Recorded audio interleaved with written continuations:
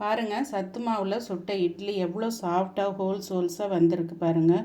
ரொம்ப ஸ்மூத்தாக இருக்குங்க. உங்களுக்கு 45 ஐட்டம் போட்டு நான் செஞ்சுருக்குறேங்க. ஆல்ரெடி நட்ஸ் பொடி, சீட்ஸ் எல்லாம் சேர்த்து சத்து மாவு குடிக்கிறதுக்கு நான் ஹெல்த் ட்ரிங்க்ஸ் காமிச்சேன் இல்லைங்களா, அதுலேயே சீட்ஸு, கிரேப்ஸு இதெல்லாம் இல்லாமல் செஞ்சதுங்க. இதில் நேந்திரம் பொடியும் கலந்து வரும். பார்த்திங்கன்னா இதுலேயே தோசையும் சுட்டிருக்குறேன் பாருங்கள், நல்லா வந்திருக்கு. இது மொறுமொறுப்பு தன்மை வேணால் நல்லா மெலிசாகவும் ஊற்றிக்கலாங்க. இதுக்கு நான் குருமா வச்சுருக்குறேங்க. அதே மாதிரி பார்த்திங்கன்னா இது தக்காளி தொக்குங்க. நான் எப்போவுமே வீட்டில் செஞ்சு வச்சுக்குவேன், எமர்ஜென்சிக்கு ஸ்கூல் டைமில் வேணும்ன்ட்டு. மாவு பார்த்திங்கன்னா இந்த மாவு தாங்க.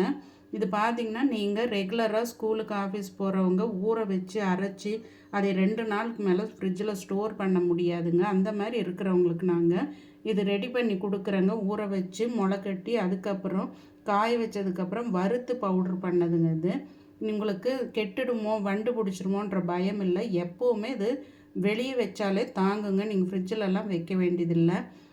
நீங்கள் ரெடி பண்ணணுன்ட்டு நீங்கள் வாங்கும்போது மிஞ்சி போனால் 1/4 கிலோ வாங்கினாலும் உங்களுக்கு அதில் மிச்சம்தான் ஆகும். நல்ல ஐட்டம் போட்டு நீங்கள் அரைக்க முடியாது. அதனால தான் நாங்கள் ரெடி பண்ணி கொடுக்குறோங்க.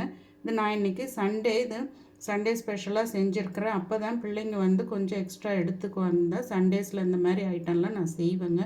ஒரே ஒரு தோசை எடுத்தால் கூட போதுங்க, எல்லா சத்தும் இதில் வந்துடும். இந்த மாவு தாங்க நீங்கள் 1/2 கிலோ 1 கிலோ வாங்கி எங்கள்கிட்ட ட்ரை பண்ணி பாருங்கள். நான் வாட்ஸ்அப் நம்பர் கொடுக்குறேங்க. பாருங்கள் இட்லி எவ்வளோ ஸ்மூத்தாக வந்திருக்குன்ட்டு. நீங்கள் இந்த மாவு ரெகுலர் மாவு இருந்தால் போதுங்க, அதில் கலந்துட்டிங்கன்னா இன்ஸ்டண்ட்டாக அப்போவே நீங்கள் ஊற்றலாம். ஊற வைக்கணும், புளிக்க வைக்கணும், நைட்டு கலந்து வைக்கணுன்ற அவசியம் இல்லைங்க. எவ்வளோ ஸ்மூத்தாக இருக்குது பாருங்கள். அதே மாதிரி பார்த்திங்கன்னா தோசையும் உடனே ஊற்றிக்கலாங்க. இதில் இருக்கிற பெரிய ஒரு அட்வான்டேஜை பார்த்திங்கன்னா உடனே நாம் யூஸ் பண்ணிக்கலாங்க. கலந்து வச்சு 1/2 மணி நேரம் ஆகணும், 1 மணி நேரம் ஆகணுன்ற அவசியம்லாம் இல்லைங்க. இதுக்கு என்ன சட்னி சாம்பார்னால் மேட்ச் ஆகும். அதே மாதிரி தோசையிலையும் நீங்கள் ஆனியன் போட்டு சுட்டுக்கலாம். நீங்கள் ஒரு டைம் வாங்கி பாருங்கள். இது நல்லா ஹெல்த்தானதுங்க. ட்ரை பண்ணி பாருங்கள். அடுத்த வீடியோவில் பார்ப்போம். சப்ஸ்கிரைப் பண்ணாதவங்க சப்ஸ்கிரைப் பண்ணுங்கள். பாய்.